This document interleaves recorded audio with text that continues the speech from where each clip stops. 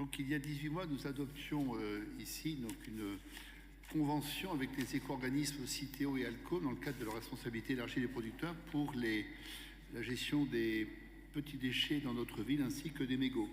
Aujourd'hui, ce soir, nous vous proposons une nouvelle convention qui devra être adoptée d'ailleurs collectivement avec la métropole européenne de Lille, puisque en l'adoptant dans un cadre intercommunal, nous bénéficierons d'une majoration de 10% de la contribution. Donc il s'agit en fait, je vais passer au slide suivant. Allons-y, encore. Voilà, il s'agit en fait d'augmenter les performances du tri et surtout de faire ce tri maintenant également dans l'espace public. Aujourd'hui, alors c'est pas une bonne nouvelle, mais en moyenne, alors je suis sûr que c'est pas vous, puisque je suis persuadé que vous ne jetez jamais rien au sol dans la rue, mais en moyenne, on estime qu'un habitant moyen jette au sol par an 1,6 kg, soit 400 tonnes par an, ce qui n'est pas rien, l'équivalent de ce qu'on collecte pendant la braderie. Et d'autre part, cette obligation du tri hors foyer est imposée, mais on se l'impose même plus tôt que ce que veut la loi, par la loi AGEC.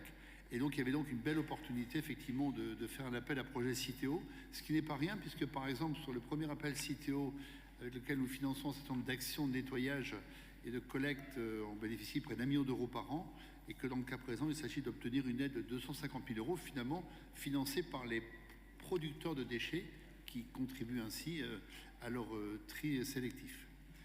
Voilà. Donc, en fait, ce que nous souhaitons, c'est mettre en place remplacer nos corbeilles actuelles par des corbeilles de tri, avec à la fois une partie donc qui fera l'objet d'un recyclage et l'autre partie par contre qui seront des déchets dits résiduels.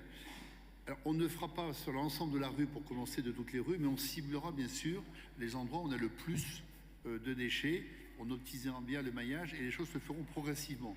Nous aurons une période d'ici la fin de l'année où nous testerons le dispositif sur quelques sites, j'en parlerai à la fin de mon intervention rapidement, et d'autre part on montera en puissance sur les zones où il y a le plus de déchets aujourd'hui, et bien entendu après on le fera sur l'ensemble des quartiers de la ville, et parallèlement à ça on fera tout un travail d'information pour sensibiliser à ces corbeilles d'un nouveau genre. On peut passer au slide suivant, allons-y.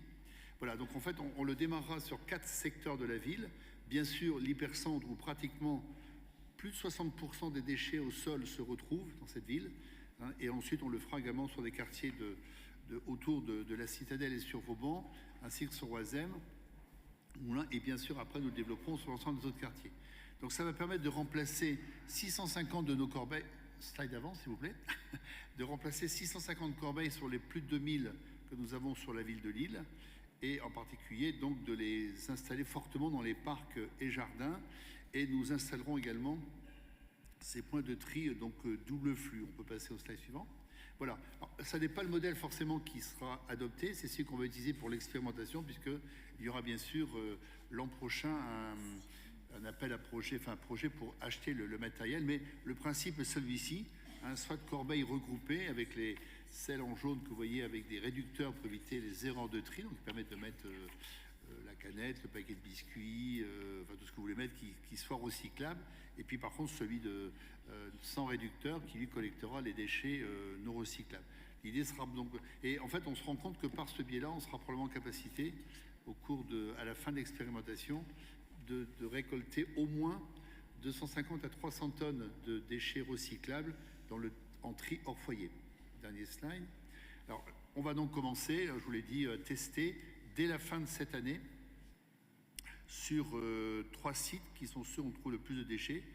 Le square Foch du Tilleul, le square Birdwood, c'est ce square qui est rue nationale près de la rue Colbert à Oisem, où on a énormément d'étudiants et de lycéens qui déjeunent le midi, s'assiedent sur les marches autour, c'est plutôt sympathique, sauf que la gestion des déchets est loin d'être optimale, donc on le fera dessus. Et bien sûr sur les jardins Vauban, qui est un lieu où on trouve également énormément de gens qui viennent de tous âges, là pour le coup, passer un moment sympathique et qui parfois laissent quelques traces sur le site. Donc voilà, dernier point.